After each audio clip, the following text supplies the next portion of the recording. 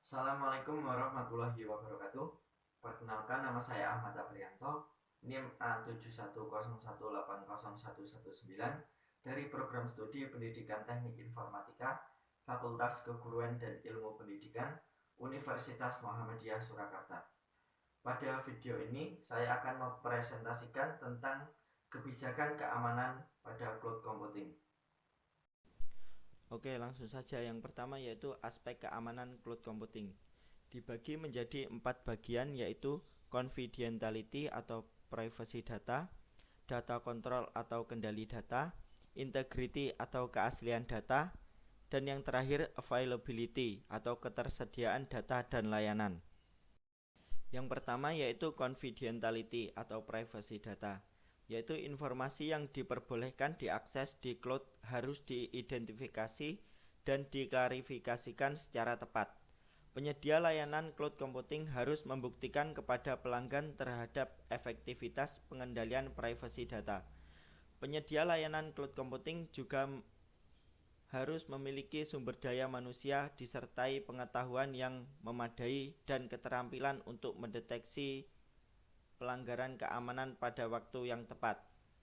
Audit pihak ketiga harus dilakukan secara berkala untuk memantau penyedia layanan cloud terhadap persyaratan yang ditetapkan standar, prosedur, dan kebijakan untuk memastikan bahwa tidak ada perubahan besar terhadap perubahan standar atau kebijakan layanan. Kemudian yang selanjutnya yaitu data control atau kendali data. Audit pihak ketiga harus dilakukan secara teratur untuk memantau penyedia layanan cloud computing terhadap kepatuhan akan kesepakatan, efektivitas, pelaksanaan, kepatuhan terhadap kebijakan keamanan, prosedur, dan standar. Penyedia layanan cloud harus memberikan transparansi operasional, kontrol, dan keamanan pada layanan cloud computing.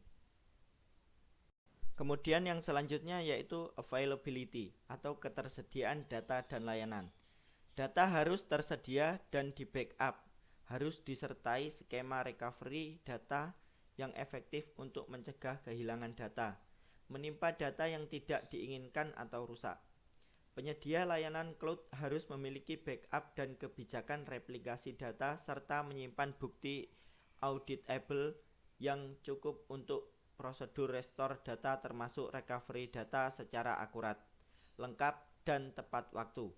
Kemudian penyedia layanan cloud harus mendukung interoperabilitas yang memenuhi standar untuk memastikan migrasi data serta kemampuan untuk integrasi ke penyedia layanan lain. Kemudian yang selanjutnya yaitu integrity atau keaslian data. Semua perubahan di lingkungan cloud harus dikelola untuk meminimalkan kemungkinan gangguan, perubahan tidak sah, atau kesalahan. Penyedia layanan cloud harus mematuhi standar siklus hidup pengembangan sistem, System Development Life Cycle atau SDLC. Penyedia layanan harus menyimpan bukti auditable bahwa tidak ada perubahan tidak sah terjadi selama jangka waktu yang ditentukan. Tanggung jawab untuk melakukan manajemen patch yang efisien harus didefinisikan secara jelas. Kebijakan manajemen patch dan prosedur harus dilaksanakan. Pertimbangan patch virtual dan layanan manajemen patch secara otomatis. Yang selanjutnya yaitu kebijakan keamanan.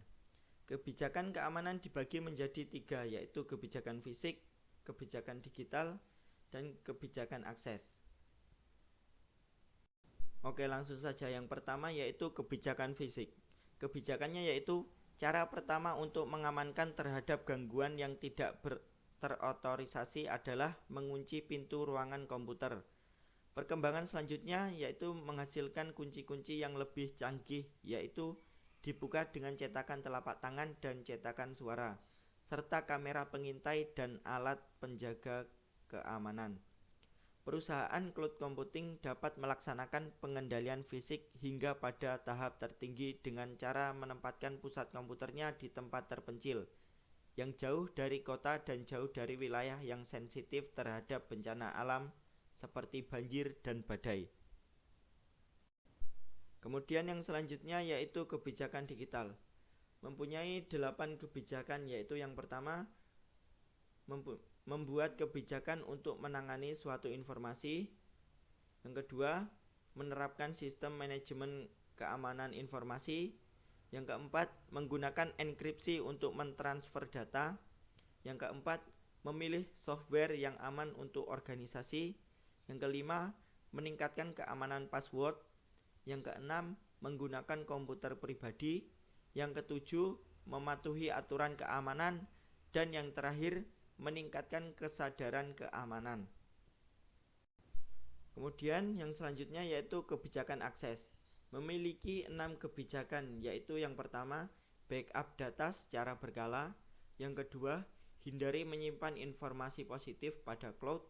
Yang ketiga, selalu waspada akan ancaman yang ada. Yang keempat, menggunakan layanan cloud yang dapat mengenkripsi data. Yang kelima, menggunakan password yang kuat atau autentikasi 2 faktor. Yang keenam, melindungi sistem dengan antivirus atau anti-spy. Sekian yang bisa saya sampaikan, kurang dan lebihnya saya mohon maaf. Saya akhiri, wabillahi taufiq wal hidayah. Wassalamualaikum warahmatullahi wabarakatuh.